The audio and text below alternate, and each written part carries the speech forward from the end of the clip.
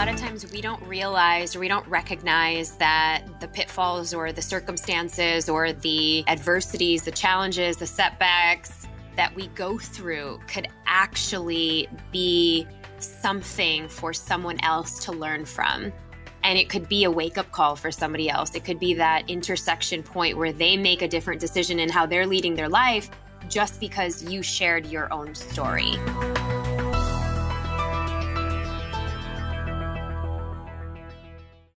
This is episode number 92 of The Inspiring Talk with Neeta Bhushan. Welcome guys to The Inspiring Talk.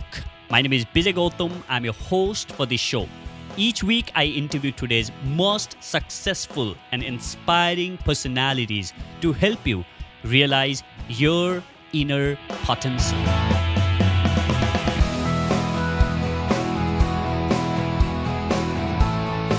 Neeta Bhushan is the best-selling author of the book Emotional Grit, where she talks about building the emotional resilience to help people discover their true potential. She is the co-founder of Global Grit Institute. Neeta is a known advocate for emotional intelligence and using the power of your story to discover who you are. She lost her parents and brother before she turned 19. As a young girl going through such a massive loss in her life, Neeta went on to fulfill her parents' dream by becoming a cosmetic dentist, built a $1 million dentistry practice. She was successful in the outside world, but something was not right inside her. After almost a decade, she realized she was trying to run away from the trauma of the losses and find comfort outside of her. She decided to leave her dentistry practice, share her story, and inspire others to do the same. On our conversation, we explore the power of owning your story, when to share it, how it can act as a medicine for others, how you can develop self-compassion, become more vulnerable, and a lot more. Enjoy the conversation.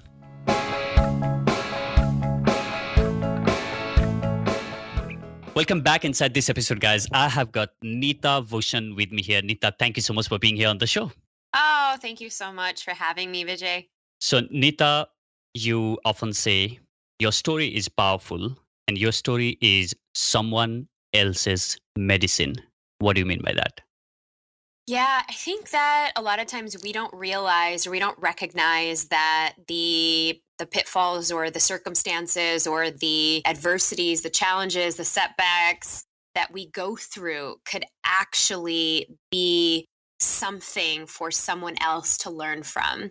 And it could be a wake-up call for somebody else. It could be that intersection point where they make a different decision in how they're leading their life just because you shared your own story. Because we think it's all about us. But when we shift the conversation and we think, well, how can me sharing my story about death or loss or a breakup or a failed business, how can that help other people? Well, it gives permission for others to share theirs. And that is really the power of vulnerability. Yeah, and you talk a lot about becoming authentic and sharing your story, right? And but one of the things that I see a lot of people struggle with is, hey, I don't know, where do I begin? How do I even start on this journey of becoming authentic and sharing my story? So what would be like those, starting point for people to start embracing their story and sharing it out to the world?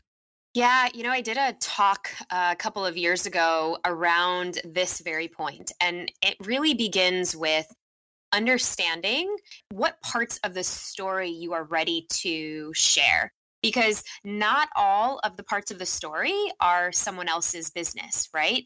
You have to really be ready to make that decision, whether something, and it could be, a stepping stone, a turning point, something that's happened, right? But that you are ready to move on from it. And you are ready to, what I say, forgive, right? Forgive. When you're forgiving, you're actually giving it to others, right? A story, once we've processed things, I love the power of forgiveness because it then becomes forgiving for others to actually have as medicine. And so what I mean by that is if you are somebody that's like, what are some things that I can do? Well, if you can think of any pivotal moment in your life that's contributed to who you are today, if you're in the middle of a breakup right now, if you're in the middle of, you got betrayed by your best friend or by your business partner, and you're still feeling anger and sadness and grief towards all of that, maybe that's not the story you want to share because maybe you're not ready to let that Yeah. go.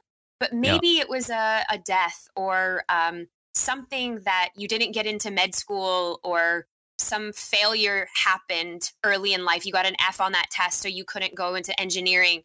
But now you are starting your amazing career, and it wouldn't have been because of that F that was a perceived failure back then. But now it's turned into some fruit. And now it's turned into an amazing point. So first, think of what was the pivotal point of your journey that you have been through that has contributed to why you are here today. Second, what was the positive aspect that happened as a result of the perceived failure or the destructiveness or the bad relationship, right? Or the fight? What was a positive thing that came out of it? And I think that, if you can get started with these 2 points, and of course, the very first, so this would be 3 things. The very first thing is to decide whether or not you are ready to share a particular story. Because if you are not, that's okay. Not everything is for other people. And, we see this all the time when 10 years later or 20 years later, people are coming out and sharing a very visceral something bad happened to them when they were like 5 or 6 years old. And now they want to share the story. And that's okay because they've had that awakening. They've had that awareness like, oh, my story can be somebody else's medicine. So no story is ever too late or never expires. It just depends on what is it that you want people to learn from the story. Because some people can use stories to manipulate others and to use it in a way to enhance their victimization. We talk about storytelling and sharing story to build trust. And vulnerability builds trust. It builds connection. It allows people the permission to say, okay, I connect with BJ, even though BJ and I may look different, may think differently, but that story of his father, that's the same story that I grew up with. And there's an immediate connection, there's an immediate trust, and there's an immediate perspective on the listener's life. And that's what makes it powerful. Yeah. So a couple of things. So the first one is you said, share the story when you are really ready, when you feel that you are ready, right? So, but some people, for some of the stories, as you mentioned, they might take really, really long time than they should, actually be taking to put it out there. Are there some of the reasons I would like to understand on why people would take like really, really long time? You can draw example from your own life on, to say, hey, what are the things that stops people? I think what I'm trying to understand here is one thing is obviously that when you are going through the pain or when you are going through the story, then you are not yet over it and you don't want to put it out there as yet. But also at the same time, you never made peace with that and it keeps going on and on for like years hunting yourself and you never feel like, what, I'm not yet sharing it out. Maybe is there anything that stops and makes it like a really, really long time there? Yeah, so I think that that's a beautiful point that you just brought out. I think that a lot of times, if we're going through something and something's very life-changing and we have zero uncertainty of how the ending is going to look like, there are 2 points to really think about. And I can share this even with in my own story. In my first marriage, I was in a very, it was abusive, physically, emotionally destructive relationship. For a while, I was the victim inside of that story, right? It wasn't until I started doing my own healing, it started processing, I finally got that divorce after 9 months of hiding and living in other people's homes. There was a while where I had all of my things in my car. I had such ego and pride and shame and guilt. A lot of times people have shame and guilt around their stories of, wow, how come I was in this? I used to go to galas that supported battered women, all of these things. And how can an accomplished woman like myself get in such a crazy situation? And so I had to heal within myself first before I started sharing perspectives, because the Nita back then would have shared a very different perspective than the Nita right now. And I think it's very important to take responsibility as the storyteller of what is ready to be shared, right? In that moment of me trying to decide whether I should stay or leave, that was a very visceral moment and catalytic moment in my life. And so I think that a year later, when I started my nonprofit to help South Asian women heal from their traumas of their past and have confidence and have self-love, that's really when it started to happen. Because guess what? I started to learn and listen to a lot of other women sharing their stories of where they were still stuck, whether it was, and I talk about three different mindsets, but it's victim, survivor, and then thriver, right? Victim is when it's all about yourself. You've lived through something. Survivor is when you've survived, I've survived the riots of whatever. I've survived the Holocaust. You've survived through something really tragic and horrific, right? And thriving is when you're flourishing and you are now flourishing and you can actually pay it forward to somebody else. And so once you get to that mindset of thriver, you have a different perspective of what the situation that you had gone through allows you to then share for other people, right? But I think some of the major things that hold people back, like you were saying, Vijay, is the fact that there's shame, there's guilt, and there's what will people think of me? There's judgment. And how will I be perceived? There's a huge example of this with the Me Too movement, right? People were criticizing others in terms of, why are you sharing this now? This happened 10 years ago. This happened 15 years ago. But, the idea is, when does a story become insignificant because of time? And can we have more grace as human beings and grace in humanity in terms of, when people are ready to come forward? And you often see this in movements. We have a movement happening in the world right now in different ways, right? So when somebody stands up against something, it could be one person, and that person is being brave and courageous to put themselves out there to share something that will kind of rock the boat. They will be judged for, they will be shamed for, but they know themselves that it is ready to get out in the world. Guess what? That's how movements are started. That's how galvanizing other people are started. That's how protests happen, right? So your voice can actually create a movement, just like the Me Too movement, that then sparked an interest throughout the globe because somebody else decided to go first. And they put all of the insecurities and the shame and the judgment and the guilt aside, because their voice was going to be very important. And they had made peace with that already to share. Yeah. I love the part about going and sharing your story.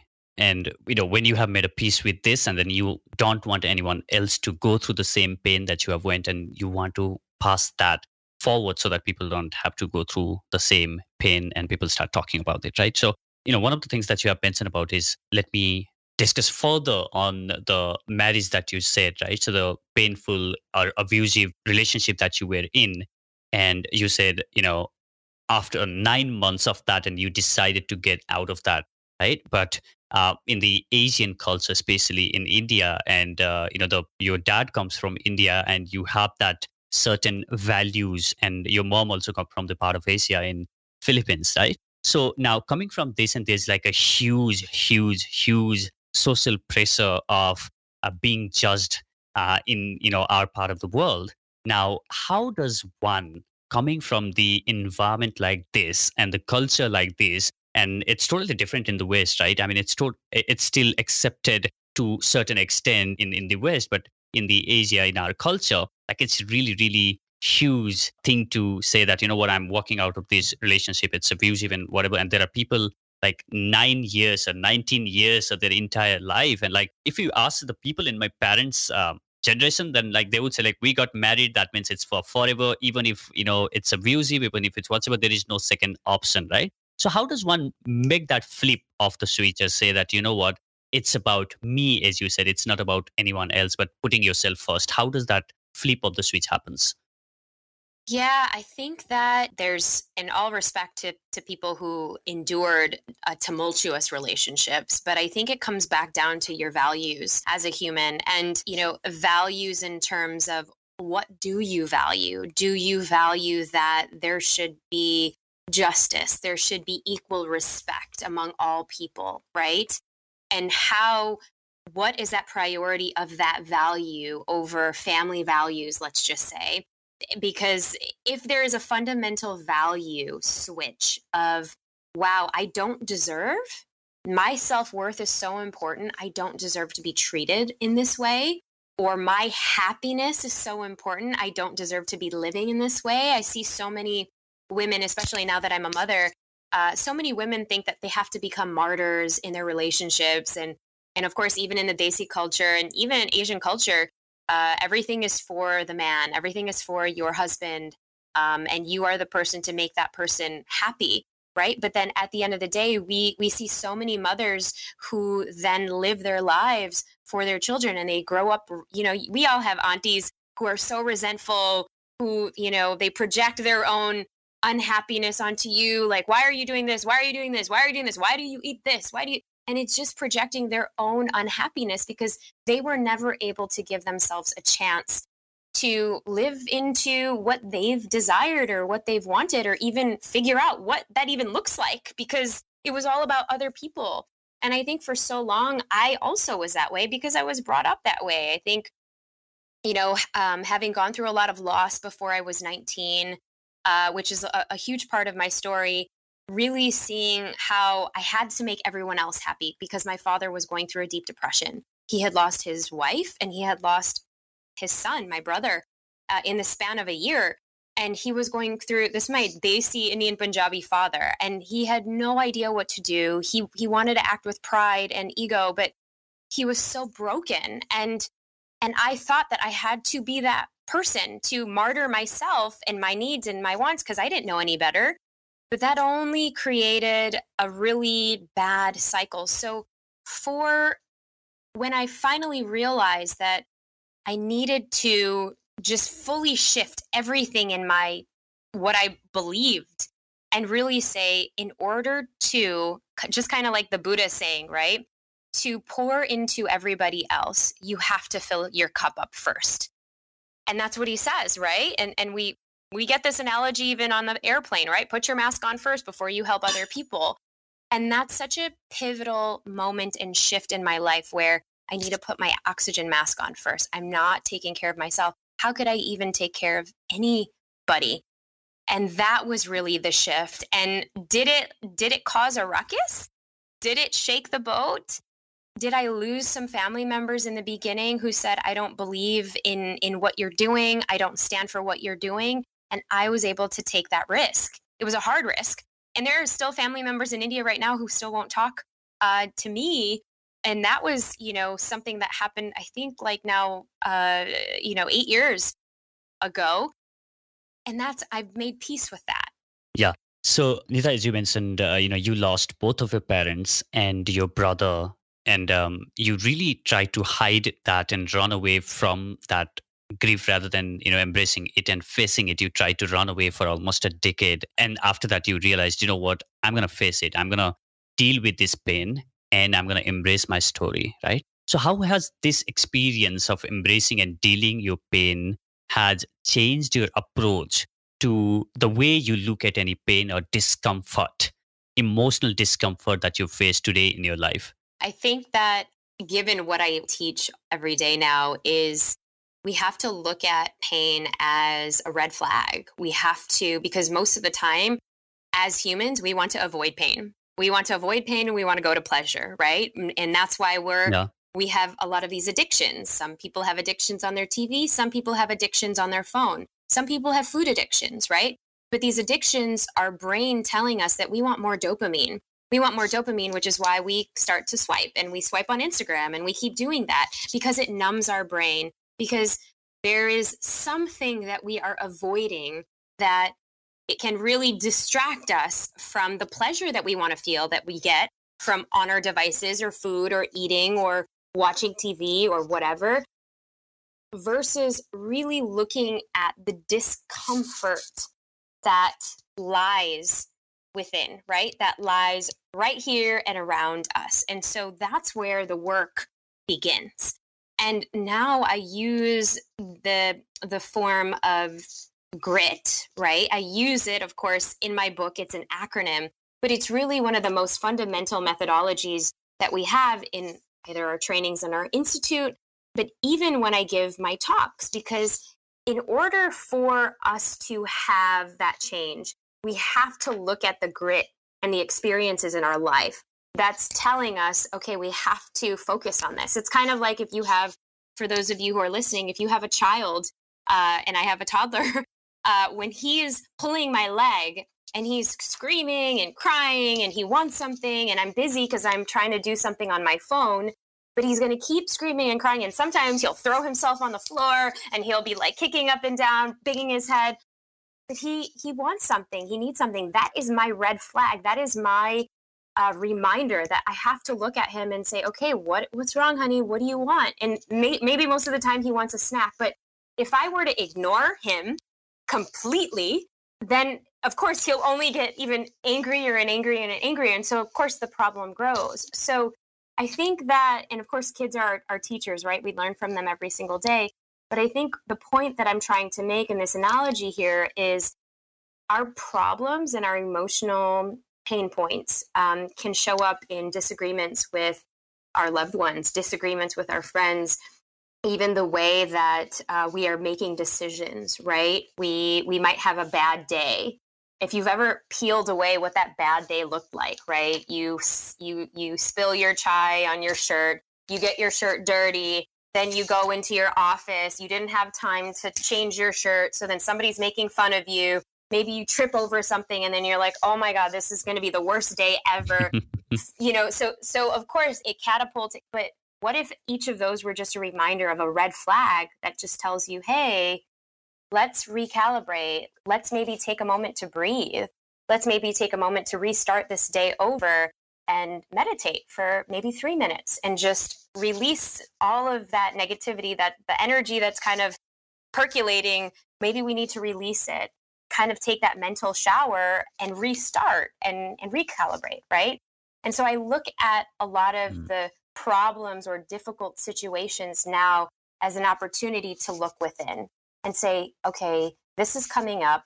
This means that a change is on the horizon. Something beautiful is happening as a result. I can choose to avoid it, or I can choose to look at it and give myself the time to reflect and say, what is it that I'm avoiding right now? What is it that I need to remind myself? And most of the time, it's really that you're going too fast, that you need to take a moment, that maybe there's some hard conversations that you need to have, or just time for self-reflecting, because that's something that we often forget to do when we're high achieving all the time. I think that's a very, very powerful suggestion there, Neeta, because, one of the things that I have discovered myself the past year was I have been asking questions to people on this podcast all the time. And then I realized I have never stopped to ask questions to myself about my emotions, about the way I was thinking and the actions that I was taking in my life. Hey, why, is it coming up, and what is important to me right now? And, where does this emotion comes from? So I never stopped. And that was such a huge, huge realization for me. And I think, as you mentioned, the reflection and just taking that pause and asking myself and acknowledging the emotion that is coming out, from inside, and something that's up there. That's such a powerful, tool there. And we talk a lot about, self-compassion, right? We talk a lot about being empathetic, obviously, for the, how do you become empathetic? And I think it begins from self-compassion. And I think this is where your self-compassion and start, accepting yourself begins. Would you like to share something from starting to acknowledge your emotions and feeling, and then build on that to be more and more compassionate to yourself? It goes back to one of the frameworks that I teach every day and basically throughout the world. And it's been one of the most fundamental frameworks to help people with this concept. And it's the GRIT framework, but I use GRIT as an acronym. And it goes back to, if we go in and start with G, right? G is your ability to grow. And when you are saying yes to growth, you're saying yes to new opportunities, you're saying yes to new possibilities, and you're saying yes to growing yourself. And that means that you are aware. You're aware of how you want to show up. You're aware of how you want to better yourself, whether it's bettering yourself for your community, your family, your significant other, or just you. So that means you're more aware of the things and the stories that are playing out in your mind. Maybe even some of the limiting beliefs or the things that have held you back in the past, and you want to start changing them.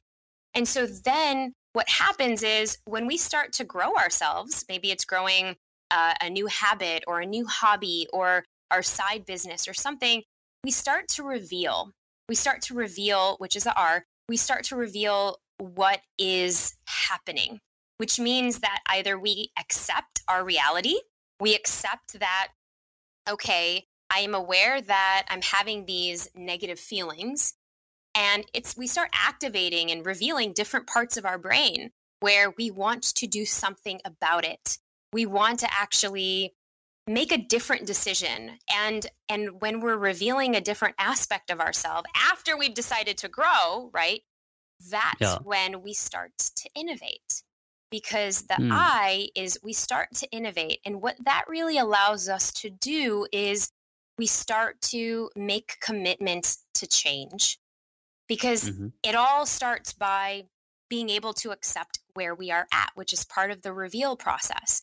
But when we are committed to innovating or taking that time to commit to ourselves, whether it's, okay, I'm going to take an hour for myself a week, and I am going to either listen to a course, listen to a podcast, read a book, and get better at managing my emotions or pick up a gratitude practice.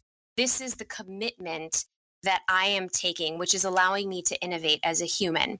And then finally, the T stands for transformation. Transformation only happens when we are able to take action. So what is that action? Is it 3 times a week that you're going to be doing this? Is it how many months are you going to be doing this? Is it for 90 days? Is it for 30 days? And the same thing for if we wanted to lose 5 kgs, right?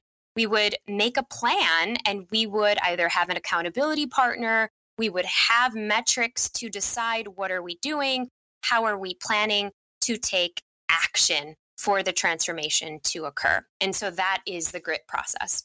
I love the way, you have designed that acronym, and also how it evolves from, you deciding to grow, and then, it ends with the transformation that, you can have in your life. So I want to switch a little bit of our gears here, and, the kind of challenges that you have went in your life, right? I could only imagine how much painful was it, and especially you were 19 years old when you lost both of your parents and your brother.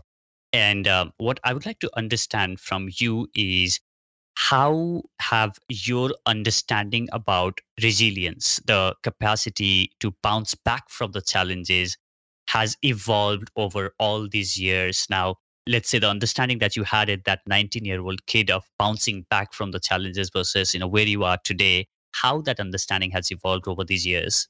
I never thought that I would actually be in the position having conversations with you and teaching other people to grow their grit and build their resilience and really build their emotional health. I think the 19-year-old girl was just trying to figure things out, and she was just trying to survive. And she didn't realize that all of the lessons of her life up until 19 years old that she had accumulated would actually later on propel her to take the stories to be somebody else, to be the medicine for somebody else, right? So I think that a lot of times the things that we have gone through, we don't necessarily know how that's going to play out. And for me, at that point, I just wanted to heal. I just wanted to be normal like everyone else. That whole painful journey started when I was 10 years old. So for 9 years, I was in and out of hospitals, taking care of family members, grieving. I just honestly wanted to be normal. And I didn't even know what normal looked like, because most of my weekends were spent in hospital settings. And that's literally how I grew up during my teen years, when everyone else is at concerts and music halls and malls and things like that. I didn't have to do that, right? I didn't get the chance to do that. So I think that part of that girl wanted normalcy, but also that girl was ready to go to dental school. And that's really, the beginnings of wanting to achieve, wanting to make my deceased parents proud. And so that led me on a overachieving track, which then led me to burn out. But I would not ever regret any aspect or any part of it, because that is all part of my journey that I can share with all of you listening. And I think that once we understand the journey that we are going on, the path that we are going on, and for me, it was very crystal clear once I decided to leave my first profession, which was the profession of dentistry, to really share my story and to really invest in different opportunities and things, because I really focused on growth. And so now looking at resilience, I look back and I tie in all of the moments of the paths that have got me to come to even sitting in front of you face to face on this show right now. And that's the beauty of being able to look inside of your life, all of the points that has led you to where you are today, no matter how big or how small. So if you were to look back at the 19-year-olds, who might be listening to this podcast right now and maybe going through either the loss or the grief like you did, or any other challenges, or hitting the rock bottom in their life, what would you advise them, or what would you really say them? Yeah, I would say you are exactly where you need to be, whether it's rock bottom, whether it's feeling alone, lonely, isolated. You are ready to look up, and you are ready to keep moving one step at a time. This is not a race, it's a marathon. And the fact that you're listening to this show today tells me and tells everyone that you are on the right path, that this may have been just exactly what you needed in just the right moment. So keep focusing on growing yourself and focus on healing some of the things that have happened. Because I love this phrase, and I really wish somebody told me this when I was 19.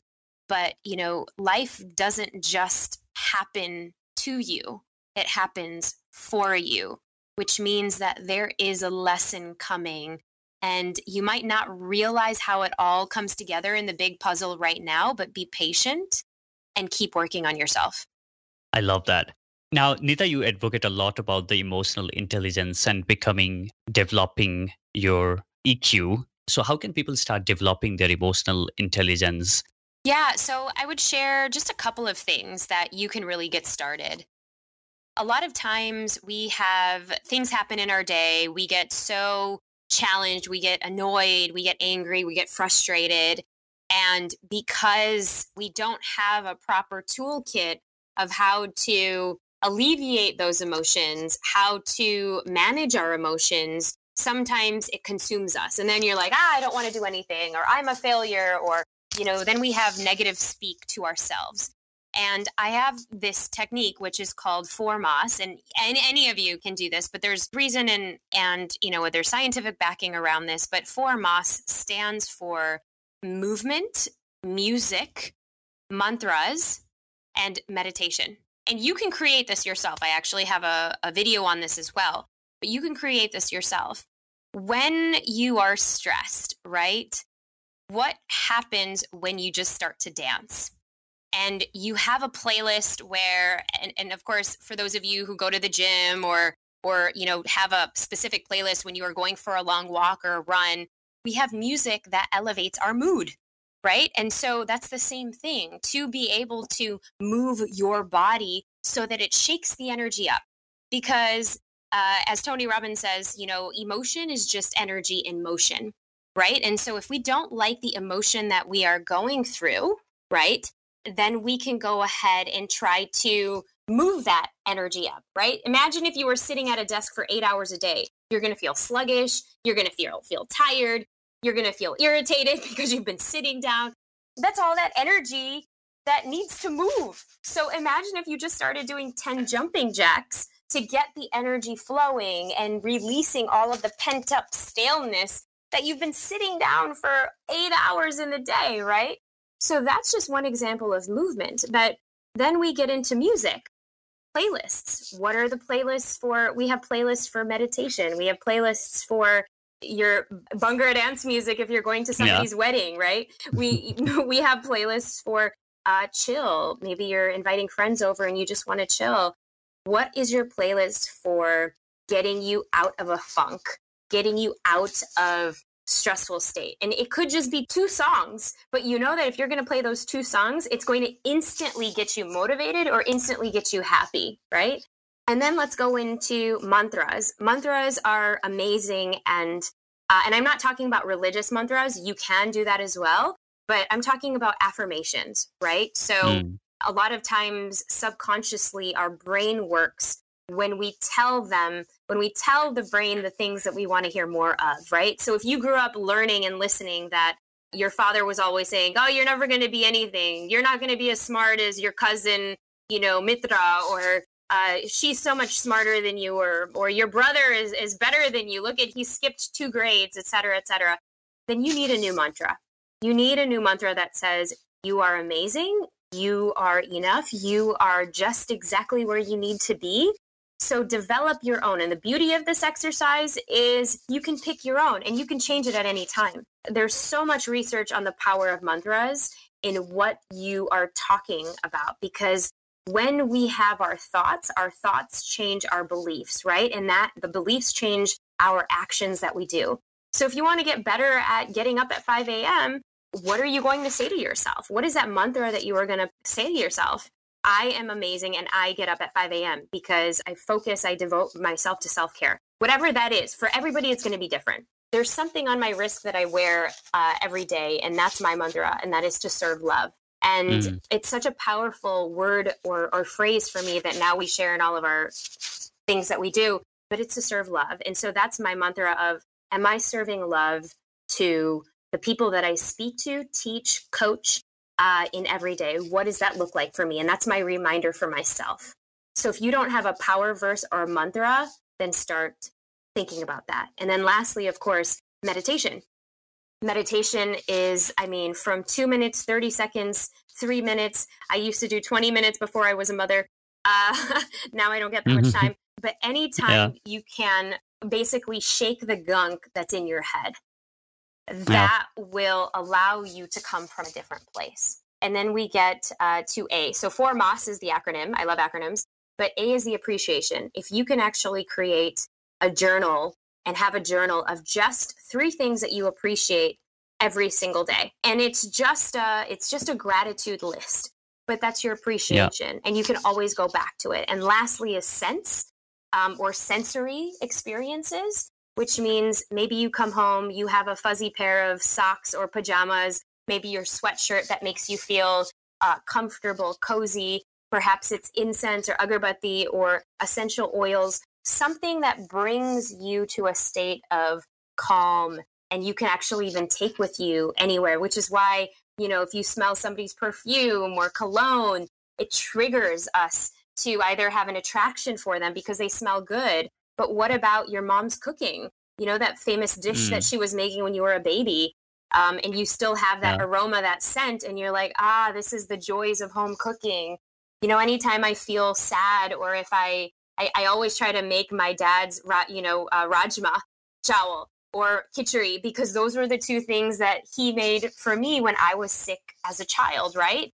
And so these are things that are sensory experiences that also help manage your emotional state, or if you're going through a funk. 4MOS. Those are really practical tips for people out there. And, affirmations, like, they are really, really powerful. So on the last episode itself, I had Pallavi, who had literally she has created her health resume that says she has gone 48 cycles of, radiations, and she has gone 8 times in ventilators and 6 times in ICU and so on and so forth. And I asked Pallavi, Pallavi, on this entire recovery, what percentage would you give to the mindset and the positivity, and how much percent would you like to give to the treatment and the doctors and all of that stuff? And she came back saying 80% of the entire recovery that I had was my mindset and the determination and the positive words that I'm feeling on my head, and 20% was that. And I think that was really, really powerful. And we often times, a lot of our conversation with ourselves is negative. We are constantly saying, am I good enough? am I really, capable of this? Am I, and, self-doubts and that negativity. And that really manifests into the reality. And that's such a, and I think that's just that one understanding that, that I think shifts a lot for, people listening to this, podcast. All right. So, Nita, it has been an amazing conversation. Now I have this segment called Enlightening Round. And this is where I'm going to ask you the questions and you can give, shorter answers. Are you ready for this? Sure. Let's do it. Yeah. So, Nita, what inspires you to do everything that you do today? Wow. I think the people that I serve, the direct messages, Instagrams, emails, that people share their stories from all over the world every single day. And that's really my inspiration that the world needs more of this work. Super. So which one daily habit do you believe has been game changer for you in your success journey? I think that it is my ability to just journal every single day, no matter what. And now even my journal entries look like leaving voice notes for myself because either I'm walking my son on a stroller, but it allows me to process my thoughts and it allows me to even go back and see even some small progress that I've made for something that I wrote down 2 or 3 years ago.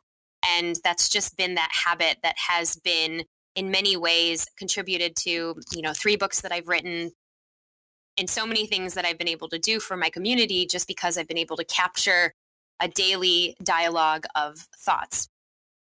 So how do you do that? Do you do that on the notepad in the paper or pen? How do you do that? What's your journal practice? So my time is obviously limited. So I have to capture every single moment that I have. But usually I will do 10 minutes of just sort of writing my thoughts down on paper, whether it's my own catharsis of coaching myself, went into a situation and I need to release whatever the situation was, writing it all on paper, or it's just saying something that really was profound that I got inspired by either a client or somebody that wrote to me or something like that. And if I can't write it out on my paper, usually now I record myself on audio. So now it's audio journaling. And for those of you who don't have time to write or don't really have it as a practice, that could also be something as well, because you listen to those voice notes or you can always transcribe it later and you have a docket of things.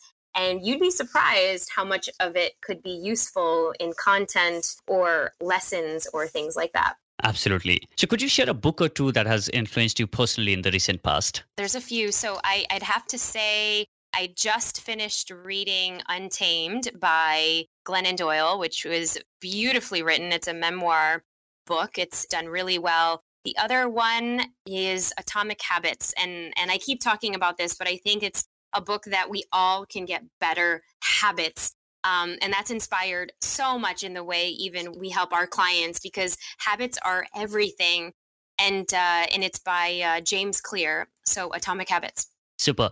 So I know that, you have already mentioned this, saying that I wouldn't change anything about, the journey that I've went through. So the normal question that I ask to people is, hey, if you were to start this journey all over again, what are those 3 things that you would have done differently? But I would like to tweak that question a little bit and ask you, what are those 3 things that you wish you had known earlier in your life? So I would say I wish I knew that I could fail, and failing is feedback.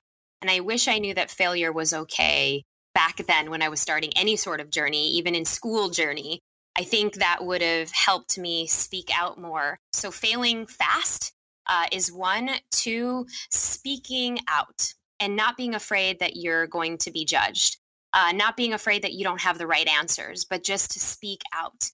I think that in school, we're taught to memorize things, and this is very, very early on, and I never joined debate. And so I think that some of those lessons came much later. And 3rd, part of me wishes I did join the debate club, because that would have helped garner a lot of different perspectives and really think of, you have your opinion and somebody else will always have their opinion. And that is okay. That should be encouraged. And that other people's opinions are okay, especially if you are trying to build an audience online, because that will really help you with trolls and people and naysayers and people who don't necessarily agree with you. And I think that dialogue is okay. So those are the 3 things I wish I learned earlier. What's your superpower? So my ability to connect and gather people together and inspire them to do better. Awesome.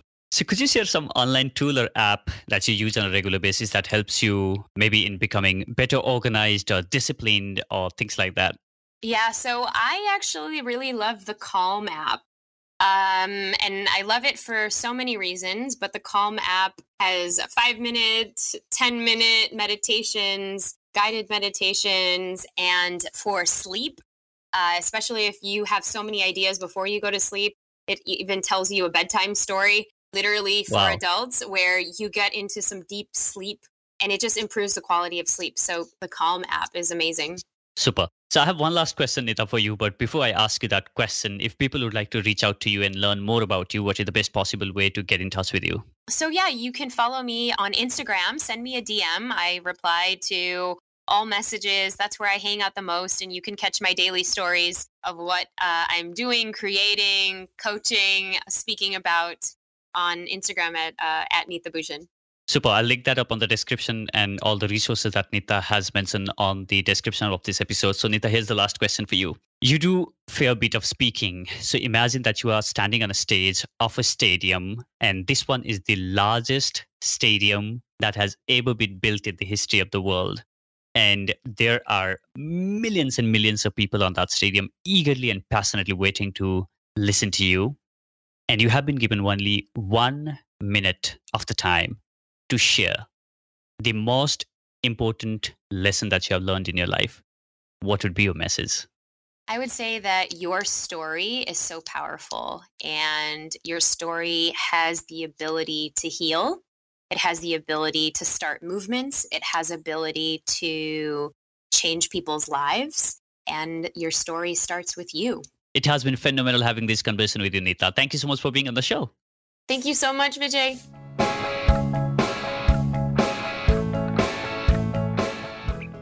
Thank you so much for listening to this episode of the Inspiring Talk podcast. I really enjoyed having this conversation with Nita and hope you learned something from her journey and got some inspiration to share your story and become more vulnerable. You can access show notes page at theinspiringtalk.com/9 to 92. It would mean a lot to me if you could share this episode with someone who needs to hear this. You can find me on Facebook, Twitter, or Instagram @Vijay Speaks. Let's get connected. And finally, thank you so much for listening. I'll catch you in the next. Now, go out there and do something inspiring.